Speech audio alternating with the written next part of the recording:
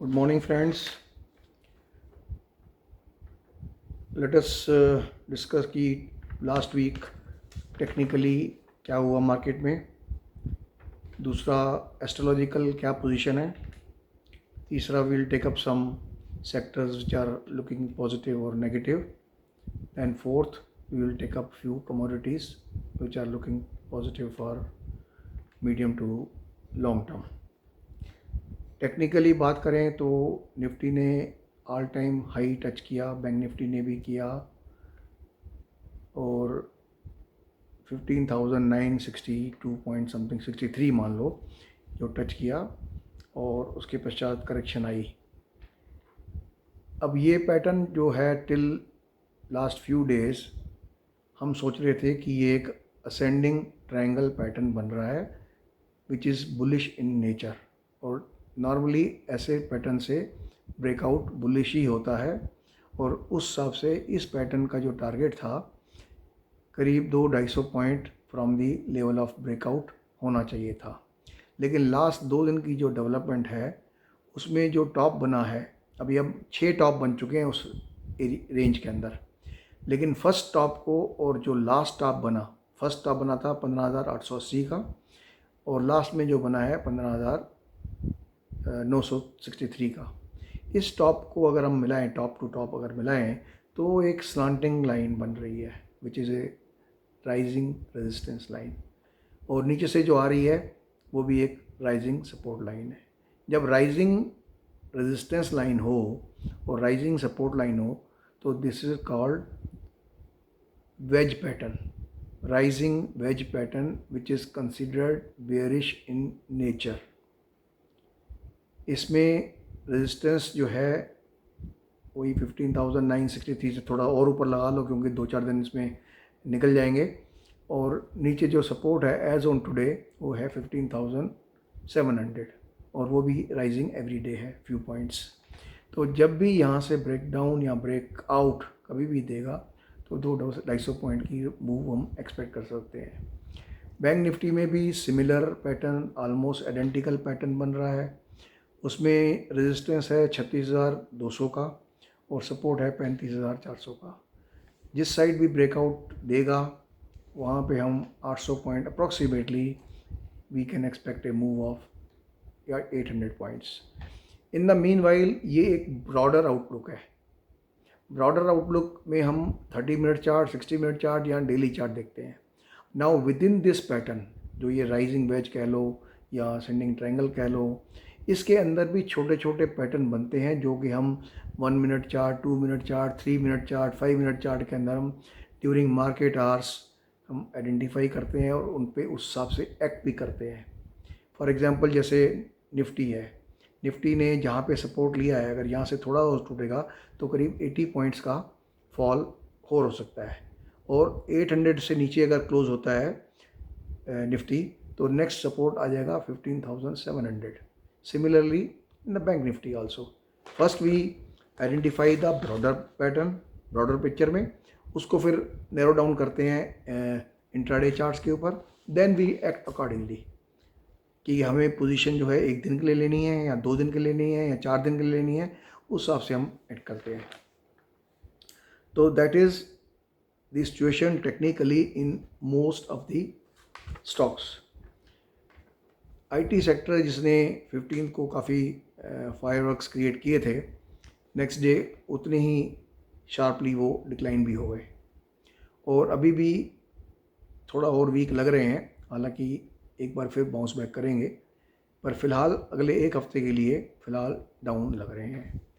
Not only IT but many other sectors like auto है, bank है, pharma है, cement है, स्टील है, या फिर there are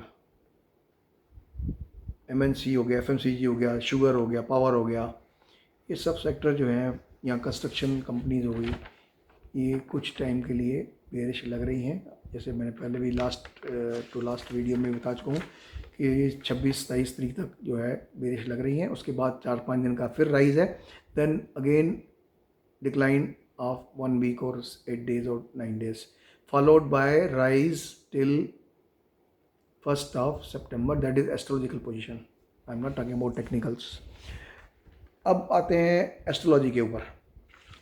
astrologically this week starts with entry of moon into Scorpio.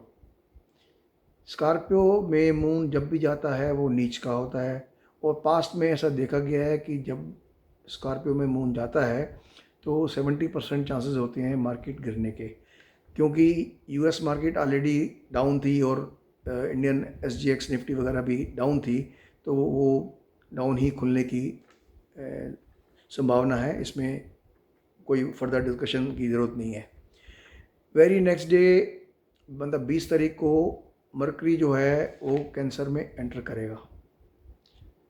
Mercury cancer में enter करेगा और कैंसर का लॉर्ड है मून. दोनों एक मरकरी जो है मून को अपना दुश्मन मानता है. अगर आप भी अपने किसी दुश्मन के घर में जाओगे तो आप सहज नहीं फील करोगे, आप कंफर्टेबल नहीं फील करोगे. और मरकरी जो होता है वो कारक होता है बुद्धि का, और चंद्रमा कारक होता है मन का. तो मन और बुद्धि में जब झगड़ा होता है तो डिसीजन गलत होने की संभावना रहती है. तो दैट इज़ द फैक्ट. उसके same day then we have Mercury Uranus sextile aspect. उसके same day again on 20th Mars will enter Leo. Leo का लॉर्ड कौन है? सन. मार्स और सन फ्रेंड्स हैं, तो मतलब एक ही दिन पे एक नेगेटिव एस्पेक्ट और एक पॉजिटिव एस्पेक्ट. पहले दिन नेगेटिव था 19 को, और 20 तारीख को पॉजिटिव और नेगेटिव दोनों ही हैं. तो वोलेटिलिटी होने की संभावना है. हालांकि कई जो है इंडिकेटर्स इंडिकेट कर रहे हैं कि 20 तारीख को मार्केट राइज करेगी. देन कमिंग टू 21st को मरकरी कंबस्ट हो जाएगा, अस्त हो जाएगा. 22 तारीख को जुपिटर और वीनस का अपोजिशन, दोनों एक दूसरे के दुश्मन, विच मीन्स 22 तारीख को market plus minus few hours लेके चलो, मार्केट गिरने की पूरी संभावना है. 24 तारीख को मरकरी और नेपच्यून का ट्राइन एस्पेक्ट है, which is again a good for market. 24 तारीख को ही फिर फुल मून है, which is also considered positive. 25 तारीख को है मरकरी प्लूटो का अपोजिशन. उस दिन मार्केट के बॉटम आउट होने, एक दिन आगे पीछे बॉटम आउट हो के कुछ दिन के लिए मार्केट चलेगी, क्योंकि नेक्स्ट वीक में कुछ पॉजिटिव इंडिकेशन है एस्ट्रोलॉजिकल. और जैसे मैंने बताया कि 31 से 8-10 तारीख तक काफ़ी सारे स्टॉक्स गिरेंगे. 10 तारीख के बाद अप टू 31st या 1st ऑफ सितंबर तक इन टोटलिटी मार्केट के बहुत सारे इंडिकेटर बुलिश इंडिकेशन दे रहे हैं. तो you can expect that market will move up between 10th August to 31st August और 1st September. Most of the sectors. अब कई सेक्टर्स फॉर एग्जांपल मान लो हम जब बोलते हैं ऑटो सेक्टर, अब auto sector is containing so many सब सेक्टर्स आल्सो. एक फार्म मशीनरी बनाने वाला भी ऑटो में आता है, ट्रैक्टर बनाने वाला भी ऑटो में आता है, ट्रक बनाने वाला भी ऑटो में आता है, और एसयूवी बनाने वाला भी, बस वाला भी ऑटो में आता है. इवन 2 व्हीलर और 3 व्हीलर बनाने वाले भी ऑटो में आते हैं. नॉट ओनली दैट, जो विंड स्क्रीन बनाता है वो भी ऑटो में आता है, जो रियर व्यू मिरर बनाता है वो भी ऑटो में आता है, जो टायर बनाता है वो भी ऑटो में आता है, जो रिम बनाता है वो भी ऑटो में आता है, जो एक्सल बनाता है वो भी ऑटो में आता है. तो ऑटो सेक्टर इटसेल्फ, उसमें बहुत सारे सब सेक्टर्स भी होते हैं. जैसे फार्मा सेक्टर है, हम कहते हैं फार्मा सेक्टर पॉजिटिव है या नेगेटिव है, तो फार्मा में कुछ तो कोर, जिनका जो कोर बिजनेस है वो है ड्रग बनाना, दवाइयाँ बनाना. कुछ ऐसे हैं जो ड्रग्स की केमिकल बनाते हैं या केमिकल्स ट्रेडिंग करते हैं. कुछ ऐसे हैं जैसे हॉस्पिटल्स हैं. कुछ ऐसे हैं जो जैसे डॉक्टर लाल पाथ लैब केयर जो है, और यहाँ दूसरा थैरो केयर है. ये एक अलग चीज़ हो गई, पर ये चारों आते हैं फार्मा के अंदर ही. बैंक्स का भी ऐसा ही है. पीएसयू बैंक हो सकते हैं, आपके प्राइवेट बैंक हो सकते हैं, आपके एनबीएफसी हो सकते हैं, आपके फाइनेंशियल सर्विसेज के हो सकते हैं. तो there are different sectors coming in the same bank Nifty या निफ्टी फार्मा या निफ्टी ऑटो। तो इस तरह बहुत सारे सेक्टर जो हैं वो चलेंगे 10 तारीख के बाद। अब आ जाएं कमोडिटी पे। कमोडिटी में पॉजिटिव न्यूज़ एक बार मैं पहले भी किसी वीडियो में दे चुका हूँ कि gold is heading for $2,100 in coming months. That months can be few, can be 18 months, can be 24 months also. But gold is heading for $2,100 or even more than that. Similarly, silver जो है $30-31 के करीब जाने की संभावना है। इस time 25.67 चल रहा है कुछ, तो अप्रॉक्सीमेटली यहाँ से 20% सिल्वर में भी मूव आ सकती है। इंडियन रुपीज़ की टर्म में अगर देखा जाए तो 88,000 से लेकर के 90,000 रुपीज़ तक जा सकता है। और सिमिलरली गोल्ड जो है 55,000 के आसपास जाने की पूरी संभावना है। क्रूड जो है जिसका हमने टारगेट $77 दिया था और 76.98 टच करके करेक्शन में आ गया है। यूएई और सऊदी का जो एग्रीमेंट वगैरह हुआ है, that was overdue, correction was overdue and we were expecting that it will come down to 67-68 once again. तो अभी 71 के करीब है, तो 67-68 पे सपोर्ट लेगा और एक बार फिर जाएगा ऊपर towards our next target of $90 in few months. ठीक है, तो that was, I think I have covered most of the last weeks astro technicals.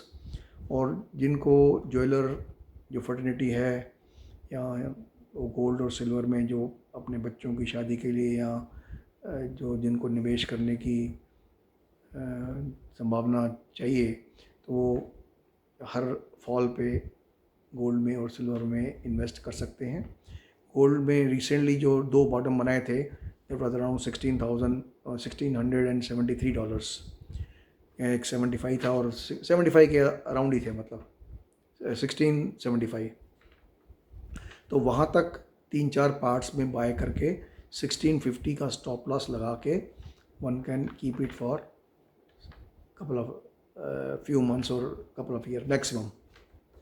Same thing with silver also, and crude का मैंने बता चुका हूँ ऑलरेडी कि इसका it is heading for 90. Whatever correction comes, it is an opportunity to buy for medium to long term. So friends, disclaimer में same thing again कि ये जितने भी व्यूज़ मैंने दिए हैं, जितनी सजेशन, रिकमेंडेशन, ओपिनियन जितने भी हैं, this is purely my personal, based on my qualification, based on my experience in stock market। और आपको इन्वेस्ट करना है, ट्रेडिंग करनी है, प्लीज़ अपने जो रजिस्टर्ड फाइनेंशियल एडवाइज़र या इन्वेस्टमेंट कंसल्टेंट है आपका, उससे कंसल्ट करके ही कीजिए, क्योंकि मैं सेबी रजिस्टर्ड एडवाइज़र नहीं हूँ। और जाते जाते once again, try to subscribe this channel, try to give comments, good or bad doesn't matter, और उसको शेयर भी कीजिए so that we can give this research, it takes time, it takes hard work, तो उसको हम आपके साथ free में कभी कभार शेयर कर सकें। और ये जितना भी मैंने यहाँ पे डिस्कस किए हैं, these are not for trading purpose। Trading purpose के लिए हम इंट्राडे चार्ट्स फॉलो करते हैं। जो हमारे सब्सक्राइबर, रेगुलर सब्सक्राइबर हैं, हम ट्रेडिंग के लिए इंट्राडे चार्ट्स फॉलो करके ही उस पर डिसीजन लेते हैं। हमने यहाँ बोल दिया मान लो फार्मा सेक्टर बुलिश है, हो सकता है फार्मा में कोई वीक स्टॉक भी हो, तो हम will go short in that. और 90% जो ट्रेडर या इन्वेस्टर होते हैं, they are bullish in mind, वो तेज़ी ही सोचते हैं। वो ये सोचते ही नहीं है कि मंदी में भी उतना ही पैसा कमाया जा सकता है या उससे भी ज़्यादा कमाया जा सकता है जितना तेज़ी में कमाते हैं। तो ये अपना एक जो आपका जो माइंडसेट है ना, इसको बदलने की ज़रूरत है। सिर्फ पॉजिटिव रहने में ही नहीं, नेगेटिव चलने में भी कभी बहुत फ़ायदा होता है। Thank you friends, have a nice weekend, bye.